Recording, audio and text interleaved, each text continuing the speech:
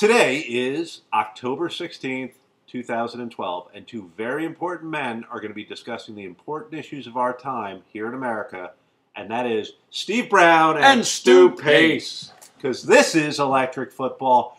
Don't you worry about debates. Vote for whoever you're going to vote for, but like us on YouTube. And real quick, we'd just like to thank some of the people that have liked us, some of our new subscribers. We've got Rich Dan out there. We've got the Jet Fighters 666. Gio knows. Hopefully he knows football. I hope so. I know a guy, that football guru, must know some football.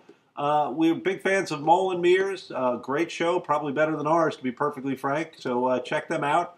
And there's a few others that I'm not thinking of, but G-Simp. There it is. You've been with us, and we've been calling you G-Sump, but that's because we're a couple of G-Chumps. Yep. So if you catch the show and if you like us, please subscribe, and we appreciate it. We really do. 540 some odd hits. It blew away our record of 12 that we set. Yeah, it broke the high water mark. So on to football. A lot of teams are on the bye this week. Oh, by the way, that 500 hits we got, I'd like to apologize to each one of them. Last week, tear it up, throw it out. I got less hits than the Yankees, and I made that one. Yeah, you probably should, because we disagreed on a lot, and I was wrong on everything. But if you've been a gambler, if you've done picks, if you're doing a YouTube show, you have a week like that, and you just have to move forward. This week, there are a lot of teams on the bye. Steve, yep, we got the Falcons, the undefeated Falcons, surprisingly. We got the Broncos, the Chiefs, the Dolphins, the Eagles, and the Chargers, who are blessedly off next week. Yeah, they collapsed yesterday in the second half. So the first game, the Thursday game, which some of you may know that I can't stand Thursday games, is a great one, though. It's the Seahawks at the 49ers. These birds bothered Tom Brady more than they bothered Tippy Hedren. Sorry, we like Tippy Hedren. We do. We like the quote. But I don't think Alex Smith is going to throw 3 more interceptions. I don't think they're going to lose 2 in a row at home. The 49ers are too good of a team for that to happen. So I expect the 49ers to win in a defensive slugfest. Yep, I thought it would be a crummy game, looking at it in September, but now it's a pretty decent game for both teams. It's important, and I agree. I think San Francisco mashes Russ Wilson into a pulp and beats this after losing badly to the Giants. Okay, we're going to move on to the Sunday games, and that starts with the Cardinals at my Vikes. Skol Vikings.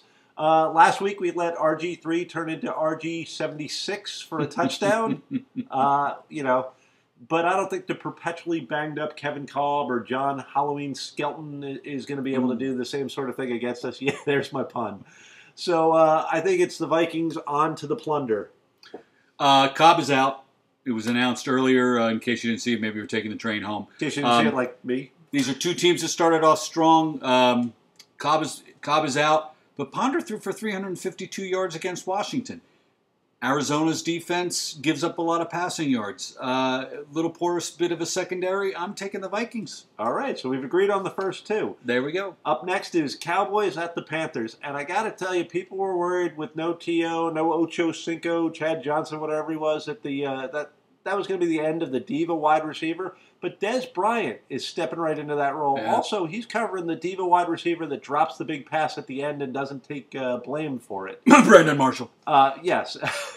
And Jason Garrett needs to learn clock management. Maybe you should play a little more Madden, because that's where I learned my clock management. So the Cowboys gave one away, and I hate the Cowboys. So go mighty Panthers roar. Yeah, I normally I would take Dallas here, but I think they've met their maker. Garrett's probably going to be gone at the end of the season, if not. If he makes it that far. If he makes it, that far. Romo needs a new home, and a new place to stay, to play football. Not what you were thinking. I'm taking the Newtons at home. Okay. We move on to the Saints at the Buccaneers, and I don't know if there are any Flintstone fans out there, but Vilma. I hate that Jonathan Vilma, who will be back this week, or at least I think he's going to be back this week. Yeah, I think so. As a Viking fan, I have a little bit of a problem with the whole bounty gate and the fact that he's getting out of the courts where he's tried to drag the NFL and back onto the field. So I'm going for the Bucs. I'm going for the Shianos this week. You know what? It's their third game at home in a row. Who scheduled that? I mean, they had a bye in between, but for goodness sakes, they haven't left Florida in a month. And they're bringing back the Orange Unis. The Happy Buccaneer is going to be out this weekend. Oh, there you go. So I'm taking the home team here in a game that I won't watch. I don't think many people will, actually. So then we're going to move on to the Packers at the Rams, and we really need to see the real Packers step up. Is it the team that lost to the Colts, or is it the team that just blew away the Texans? Aaron Rodgers, 6 touchdown passes, tied Matt Flynn, who's disappeared from the face of the earth. Ooh. He was Seattle paid a lot of money for him, and then decided Russell Wilson was a lot better. So I think the Packers have the talent. I think they've righted the ship. The Rams are struggling along, and they lost Danny Amendola, and I don't see any way the Rams win this one, so give me the Pack this week. Aaron Rodgers, mojo found, 6 TDs. I think the Packers have righted the ship. The Rams have a decent defense. I mean, they hit hard, they stuff the line, but I think it's the Packers in a rout. I think the Packers finally have it going. Okay. We're going to move on to the Redskins at the Giants. And, the Giants played spectacularly after the first 2 drives of the 49ers. They were getting manhandled. The 49ers missed a kick. And, instead of being up 14-0, we're up 3-0. And then the Giants just took over. The defensive line finally really put some pressure on the quarterback. But they're dealing with RG3. Very dynamic, can change a game in one play as he did against the Vikings. It's a tough call, but I'm going with the Giants D holding them down and taking this game. They'll assert themselves as the best team in the NFC with the best quarterback in maybe the league. I think the Giants have no problem with Washington this week. Okay. Moving on to what's another great game, in my opinion. It's Ravens at the Texans. The Texans need to bounce back after that beatdown by the Packers. They are a very strong defense. Those NFL safety commercials that they're showing now seem really ironic since Ray Lewis blew out tricep, I believe it was, and is going to be out. The Ravens also lost, or at least banged up in a couple other defensive spots. So I think the Texans at home in a big spot. I love the Ravens, but this is the time of the season where injuries really start to come into play, and at least 2 or 3 crucial Ravens defenders are going to be slowed or out. Well, age is finally catching up with the Ravens, especially on defense. We've been talking about it for a while. When is it going to do it? It happened. They are not decimated, but they're missing key cogs to their defense. Houston is smarting after that embarrassing loss. If the Ravens were home, I'd take the Ravens, but the Texans are home, I'm taking Texans. Okay. Then we go on to the Titans at the Bills. And what I'd like to say about this game is, meh, Titans. I mean, what can you say? It's the scene of the Music City Miracle, man. The days of Steve McNair and Jeff Fisher. Well, the Bills are schizophrenic, and it's a team that I just can't get right picking. I'm taking them at home because Hasselbeck should start, looking at his retirement options. Okay, so we agree on that game. And then we go on to the Browns at the Colts, and I have to say double man. Colts. Okay. Andrew Luck being a little bit better. Battle of the rookie quarterbacks, anybody's guess in this game. I take the home team. Browns have a decent defense. Not sure if Trent Richardson is playing. It's day-to-day. I'm taking the home team. Okay. Colts. Then we go Jets at Patriots. And the Patriots gave one away against Seattle.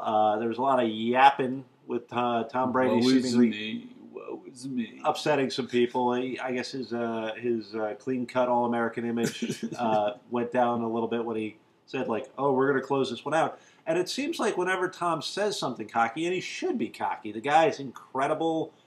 He's won Super Bowls. He's married to a supermodel. He doesn't take my calls. Kind of like me. There's no reason he shouldn't be cocky. But it seems they always blow up in his face. He laughed about how many points the Giants were saying he was going to score, and, they lose Super Bowls. Yeah. And same thing happened to him against the Seahawks. For the Jets, Sean Green woke up. I mean, my goodness. He ran for, 162? Against the Colts. I know, but, he basically doubled his yardage for the season and tripled his touchdown total. That's not going to happen again. Give me the Patriots. I'm going to take them at home. I'm going to take them in a game where one of these two teams' seasons is really on the line here, I think. And I think the Patriots are a more talented team. Yeah, they lost as I predicted on the West Coast. I knew it. I don't know why. Seahawks win those kind of games, and that's why I took the Seahawks last week. But Patriots are not going to lose to the Jets. That bungling, fumbling mess in the Meadowlands that they call the Jets. They had a great game against a lousy team with a rookie quarterback. That's not going to happen against Tom Brady and this defense. It's Patriots probably by 3 touchdowns. Then we move on to the Jaguars at the Raiders, and I'm going to say triple men. Well, that's not fair. Raiders by black hole intimidation. I mean, take the home team in a game with 2 really bad teams that are hard to judge. Take the home team. You're usually going to do well. Yeah, Blaine Yo Gabba Gabba gets his first taste of the Raider Nation, and it doesn't, taste like chicken. It's going to be ugly for him. Raiders are playing at home against a team that some are describing as from Florida. Okay. Take the Raiders. We move on to the Steelers at the Bengals. And I got to tell you, both of these teams have disappointed me every time I've picked them. Mm-hmm. The Steelers got me knocked out of my survivor pool last week by losing to the Titans, which is hard to do. And I was out by Thursday. So that's another reason to hate the Thursday game. I'm going to take the Dalton gang in this. One of the things that people may not have noticed because they're not on TV very much, but A.J. Green is one of the best wide receivers out there. He's really blossoming into a stud wide receiver. Mm-hmm. I just think Andy Dalton's got some skills, and I'm sticking with my Cincinnati pick. All right. Well, this is the 84th meeting of these two teams. Bengals lost to Cleveland. Pittsburgh lost to Titans. Pittsburgh's on a 4-game winning streak against Cincinnati, and I'm not sure I want to go against that. I think it's Pittsburgh by 4. I just think they're the more solid team. Isn't Palomulu out? Palomalu, I believe, is out. I think he's done. Well, he is also the defensive, quarterback, so to speak, and it is really hurts Pittsburgh when he's out. So we'll agree to disagree on this one. Okay. But I'm going Bengals. I'm going statistics. Then we're going to finish up with the Lions at the Bears, and I got to tell you, short week of games, huh? Yeah, well, all those teams on the bye. This is my upset special for the week. I'm going with the Lions. At the beginning of the season, I thought they had the nastiest defensive line in the NFL. They started to come around last week. Van den Bosch had a sack. Mm-hmm. Averill had a couple. And Sue and Fairley in the middle are just, I don't know if they're the best defensive tackles, but they're the ones I wouldn't want to meet in a dark alley. Yeah, they're very, very good. Both Cutler and Stafford are having horrible seasons. Stafford is, I think, 23rd in quarterback rating. He's got 4 touchdowns and 5 interceptions, which is hard to picture with, a healthy Calvin Johnson. Yeah, especially with me picking him with my number 1 pick in the fantasy draft. There's a little bitterness, folks. Ooh, Stewart's tears. So bitter, yet so tasty. Actually, speaking of Stewart's drinks, I guess Cutler is 24th in quarterback rating and is 7-7.